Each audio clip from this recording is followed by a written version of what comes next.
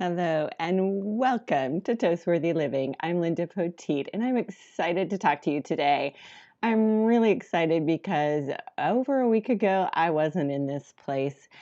I had a medical emergency and my daughter, she quickly took me to urgent care.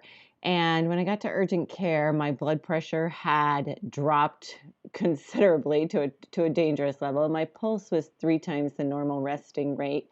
And I had a temperature of 104.3, which is very dangerous for an adult.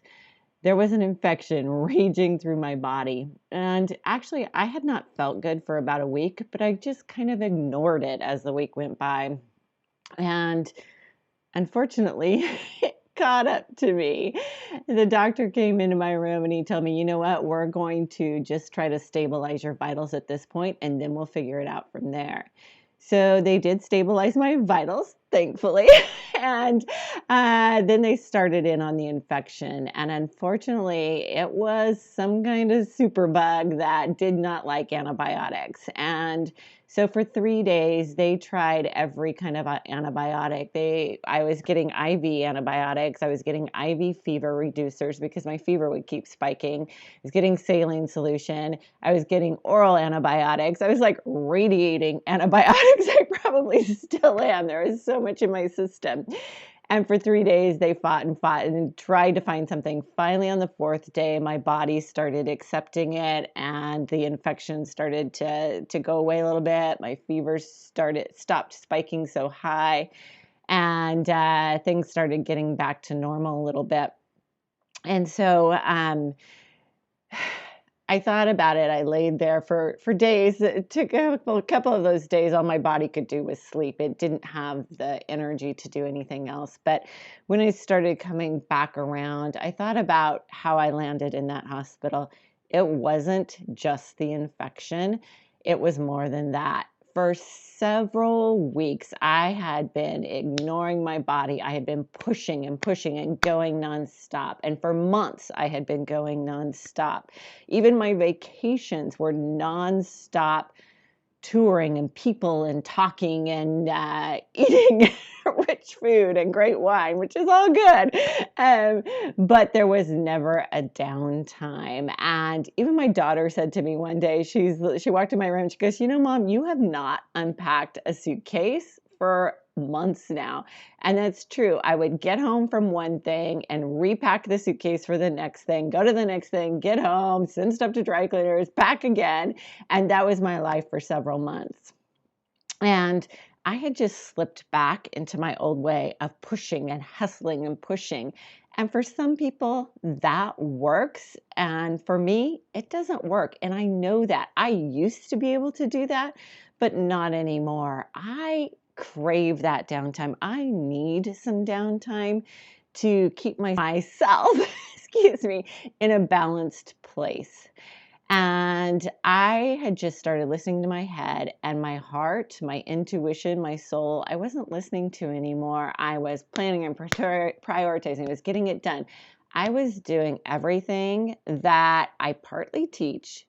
But the other part of me, that part where I know I need that deliciousness, I was not doing one piece of that. I was doing self-care. I was exercising. I was, going out and having fun with people. But when I was out with people, I wasn't quite connected. I was thinking about the next thing I had to do or having to leave early to go to the next event. When I would work out, I'd do a hard push workout. I would run for 8 miles or I'd do a hard gym workout because I wanted to get in there, get it done, get my body going. And I wasn't listening anymore. And my soul finally just said, enough, I'm done with this. I'm going to smack you down and put you in the hospital, and then you're going to deal with this. And so that's what I had to do. And as I was coming back out and back into humanity, I started journaling a lot again, really reflecting on what's right for my life, how I want to live each day, how I want to feel each day.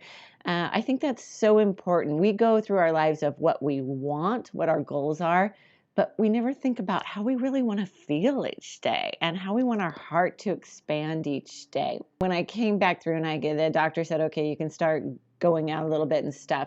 instead of running, I started going for walks by the river because river really calms me and is really something that water is something that helps me to reconnect with myself. So I started going for walks. I started going out for lunch with people, keeping my cell phone put away and just connecting. And if someone would say, "Hey, do you want to wander through town and look at some shops?" I would say yes, and I would do it, and I would talk, and I wouldn't be thinking about the next thing.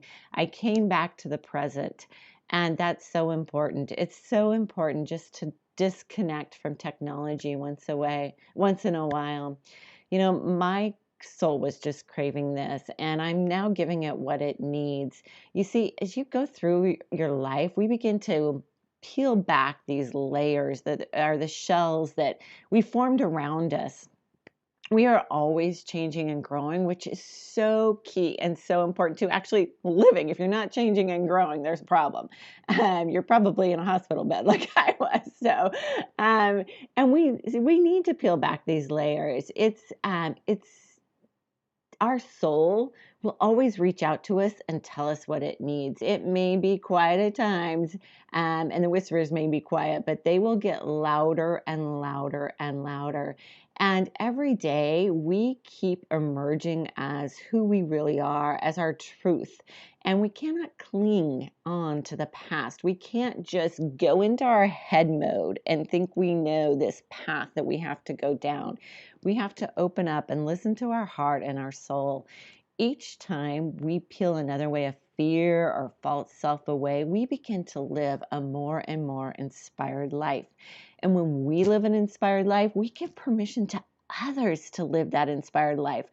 Wouldn't it be so amazing if if we could just get this world to live this inspired, joyous life? I want to challenge you this week to listen to the whispers, to seek that next layer that needs peeled away so you can live an inspired life. I challenge you to let go of what is bogging you down and what is really not necessary. Look at your to-do list and edit it. This week, really take care of yourself, but take care of your soul. Try to do nothing once in a while. Journal, connect with people, listen to the whispers, and hopefully they won't become loud. They won't become this resounding boom like mine did. Cheers to a healthy, healthy soul. Talk to you soon.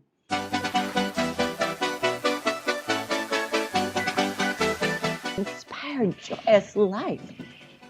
There went my picture.